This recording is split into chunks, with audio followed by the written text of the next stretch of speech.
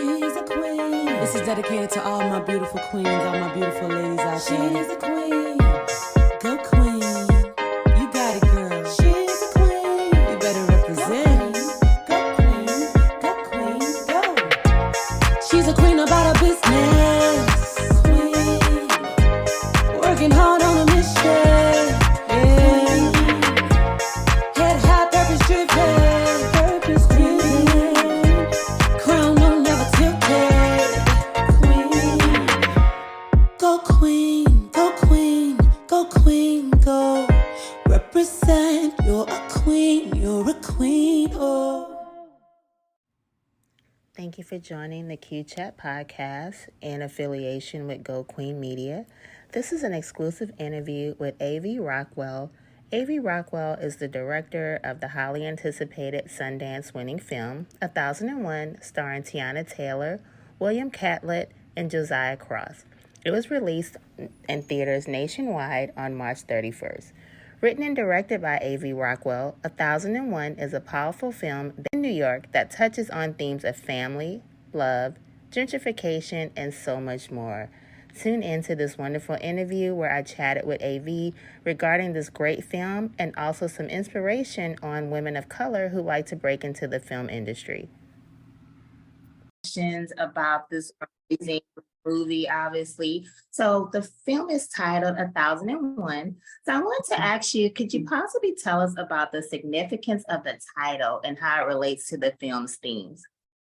Yeah, for sure. I mean, I think for me at that point, it's a play on words. And to me, it's about the individual versus the group, particularly when it comes to New York City. You know, I think New York City has lost its soul in many ways, lost its spirit. And I think that it did that in the quest to be a bit more like everywhere else. And so this movie really showcases that and the impact that had on its citizens, just losing its sense of uniqueness in that quest. So yeah, that's the title. But it's also there's a nod to it in the film as well. It's like a little Easter egg for people as they watch it. Okay, because that's one of the main things I definitely wanted to ask you. So thank you so much for explaining that part. So my second question is Teyana Taylor, obviously, she's known for her music and dance career. She was absolutely amazing in her role as Inez. Just the emotion that she played into the film was outstanding. So I want to ask you, how was that experience in directing her in the film role? I think we definitely shared creative chemistry, so I think that in preparation for the role, being that it was her first lead role, I definitely wanted to do my best to set her up for success and give her all the tools that she needed creatively in order to take on what was a really challenging role, and especially just carrying a whole movie in the ways that she does. But I think because of all that work, all those conversations, and the way that we broke down the script and broke down the character in detail for her, I think all of that was really great because it gave us a shorthand as well as we worked throughout the production, moment to moment, scene to scene, and obviously just charting Inez's journey and how she matures and how she handles different experiences that she has over the course of the film.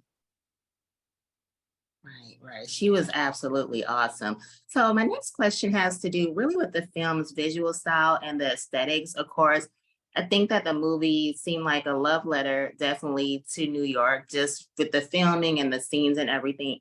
So what was your approach to directing the film's visual style? It reminded me, it just seemed like it's like you were there as we were watching it. It didn't just seem like a depiction. It seemed like for the viewer, I felt like I was a part of the neighborhood and everything. So what was your inspiration for the visual style and the aesthetic? Thank you. I mean, I think I did want the movie to recall this moment in time, so I did want it to feel like it was coming from that place of memory of what New York was, especially in the early chapters of the movie, in which the characters are, they're living within the vitality of what the city was when we first meet it in the 90s. And then you also feel the stability or the lack thereof within what their journey is in the early chapters of the film. And so I think the camera work definitely reflects what's happening emotionally with them, in addition to reflecting what the personality of the city is very all in the film. And then as their life stabilizes, the life of the city, the personality of the city stabilizes as well. And it starts to actually be drained of its character. So I think that a lot of the way the camera stabilizes reflect what's happening with Terry and with Inez, but also in the ways that New York, it's quote unquote getting better, you know, and it's gaining, it's maturing as a city.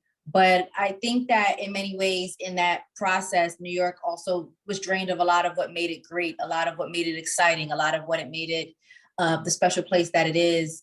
And so I think that the colors of the movie definitely honor that, the way that it's drained, the way that even when you look at the architecture of old New York, that was way more colorful, way more bright, and diversified versus what we have now with modern architecture is a lot more glass and steel and homogenous. And so I think that you feel that in the colors of the film as well, but that also, again, reflects what's happening with the characters. Everything's always running parallel because Terry and Inez, the journey that they're on and the ways that we see their relationship and their bond being built over the course of the film. But then we also are witnessing their fight to maintain that. We're seeing it start to be diminished as they go through various things over the course of the film. And I think both the color and the camera work honors that parallel journey between what they're going through, but also what the city's going through, which of course impacts them. Right. I definitely feel like New York was that silent character in the film, and it definitely was a nod to the 90s. So that was really cool. So another question I want to ask you, as a woman of color in this industry, and this is a little bit off from the film, but what challenges, if any, have you faced just simply maybe getting this project off the ground? What has your experiences been in the film industry as a woman of color and a creator? Yeah, I mean, I definitely think that as a woman of color in this business, there's so many things that we go through. I definitely think we're like underestimated, underrepresented. I think that statistically, when you look at how many of us are actually working in the business, it's like less than 2%, which is just, you know, laughable, you know, compared to everybody else who's getting a shot. And I think, I mean, it's not just us, it's marginalized groups in general. So I think we've definitely had to fight for our place. And I'm grateful that the optics, you know, you are seeing more visibility and Hollywood is starting to open doors for us, but it's a fight, you have to push. So I think in my journey, I've certainly felt that in ways that early challenges, you know, that I've experienced throughout my career was people not really wanting to give me a shot or really not believing that I had the capabilities to direct. And so I direct at the highest level.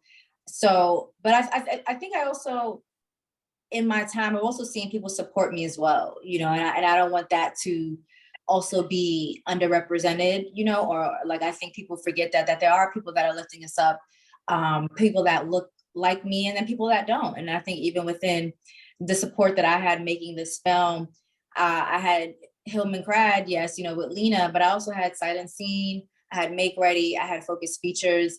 And outside of Lena, no one else a part of the team, the producers and the studio that made this movie, you know, helped this movie get out into the world. None of them looked like us, you know, and so they just had to support us and they had to trust that even if it wasn't their experience, that it was a story that still needed to be told. It was a story, and my voice was still a voice that would be important to add to the landscape of what movies are right now. And so I think that's important because people forget that, and I appreciate that.